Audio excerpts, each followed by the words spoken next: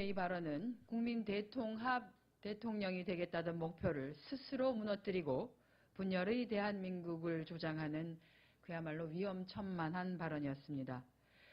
책임을 외면하는 대통령의 발언이 도를 넘었습니다. 대통령이 모독당한 것이 아니라 대통령을 뽑은 국민이 모독당한 것입니다.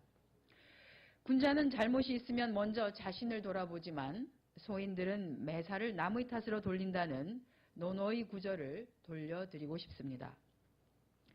한마디로 세월호는 끝났다는 선전포고였으며 모든 책임을 국회 탓으로 돌리고 유가족과 국민을 분열시키는 발언을 박근혜 대통령께서 하셨습니다. 이러한 박근혜 대통령의 발언에서는 짐이 곧 국가라는 절대 왕정의 군주를 보는 것 같은 느낌을 받았습니다. 유족들에게 언제든지 만나주겠다던 약속, 눈물로 책임을 지겠다고 했던 대통령의 본심마저 이제는 의심하게 됩니다. 모든 책임을 다른 곳으로 돌리는 대통령의 태도는 세월호 유가족들과 그리고 국민들에게 돌이킬 수 없는 절망만을 안겨주고 있습니다. 또한 삼권 분립과 입법권의 영역을 보장해야 한다고 그렇게 강조하셨으면서도 어쩌면 이렇게 입법권을 침해하고 또는 유린하는 발언을 하는지 경악스럽습니다. 새누리당 지도부를 불러서 사실상 여당 단독 국회를 지시하며 노골적인 지침을 내리는가 하면 국회의장은 그 이후에 즉각적으로 의사 일정을 직권 결정하기까지 했습니다. 국회의원 세비 반납까지 운운한 것은 전형적인 유체이탈 화법이기도 합니다. 과거를 조금 돌아보시라고 말씀드립니다. 자신이 한나라당 대표 시절이던 2005년 말이었습니다. 사학법 투쟁을 하면서 사학법에 반대하면서 2달이나 국회에 들어오지 않았던 그때 그 시절은 기억에서 지우신 겁니까?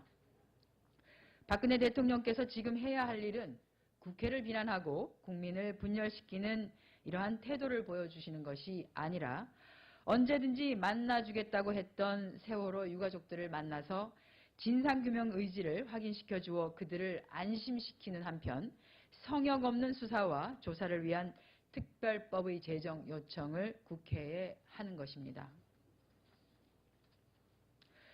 검찰이 여느 사건과는 달리 원세훈 전 국정원장의 항소 여부에 대해 적극적 입장을 표명하지 않는 것은 아마도 정치 권력의 눈치를 보고 있다는 의심을 할 수밖에 없게 합니다. 선거 기간이었습니다.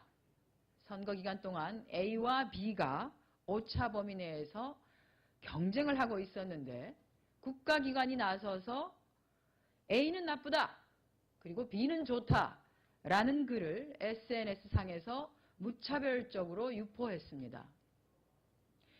이것이 정치 개입은 했지만 선거 개입은 아니라고 한 1심의 판결 내용입니다.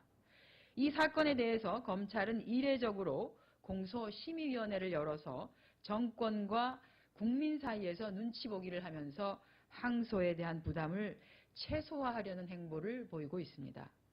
검찰이 이와 같은 정치 권력의 신여라는 오명을 벗어나서 실추된 명예를 회복하고 국민적인 신뢰를 얻기 위한 길은 즉각적인 항소 그리고 철저한 수사를 통한 단죄의 의지를 보이는 것입니다. 국가기관이라는 공공이 범죄를 저질렀을 경우에는 단호한 처벌이 뒤따라야지만이 국가는 국가로서의 기능을 회복할 수 있고 또한 국민은 그러한 국가에 신뢰를 보낼 수 있을 것입니다. 검찰은 민주주의와 헌정 질서를 훼손한 원세훈 전 국정원장에 대해 즉각 항소하고 검찰의 명예를 걸고 승소할 수 있는 최선의 노력을 다할 것을 촉구합니다. 어제 새누리당의 김무성 대표가 정부가 추진 중인 사내유보금 과세에 대해서 반대 입장을 분명히 하면서 기업 활동에 대한 규제 완화를 오히려 강조했습니다. 이는 새누리당이 정부안도 무시하고 재벌 증세에 대해서는 반대한다는 입장을 보여준 것이기도 합니다. 그렇다면 새누리당에게 묻겠습니다. 정부가 담배세와 주민세 인상안 그리고 자동차세 인상안 등을 잇따라 내놓으면서 중산층과 서민들의 세부담이 급증하고 있는데 이에 대해서는 어떤 입장을 가지고 있는 것입니까? 최경환 기획재정부 장관이 담배세 인상, 주민세 인상 등에 대해 증세 정책이 아니라는 해괴한 변명을 내놓고 있는데 이에 대해서도 동의하는지 묻고 싶습니다. 국민은 세금을 더 내는데 이것이 증세가 아니면 무엇이 증세입니까? 딸 같아서 손녀 같아서 가슴을 만진 것이기 때문에 성추행이 아니라고 주장하는 것하고 도대체 뭐가 다른 겁니까? 국민은 사내유보금 과세에 대해서도 분명한 브레이크를 건 새누리당이 이번 무차별적인 서민 증세 폭탄에 대해서는 어떤 목소리를 과연 가지고 있는지 궁금해하고 있습니다. 어제 박근혜 대통령과의 면담에서도 왜 이러한 서민 증세 문제에 대해서는 벙어리 냉가슴처럼 단 한마디도 못하고 돌아왔는지 자성해야 할 것입니다. 새누리당의 책임 있는 답변 촉구합니다. 네, KB금융그룹의 이명록 회장 중징계 사태로 인한 논란이 그야말로 점입 가경을 보여주고 있습니다. 직원들의 대변인격인 노동조합이 직접 나서서 우리 사주의 동의를 얻어 임시주주총회를 열어 임 회장의 해임에 직접 나서겠다는 입장을 보여주고 있습니다. KB금융그룹 사태가 이 지경까지 오게 된 것은 관치금융을 통한 외부 낙하산 인사가 계속되어 왔기 때문입니다. 이른바 지속적으로 방치된 관피아가 그 원인이라는 것입니다.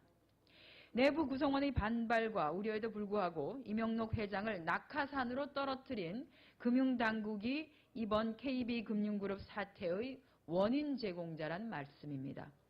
정부는 금융의 공익성이라는 명분으로 검증되지 않은 인사들에 대한 노골적인 관치금융, 낙하산 적폐를 중단해야 합니다.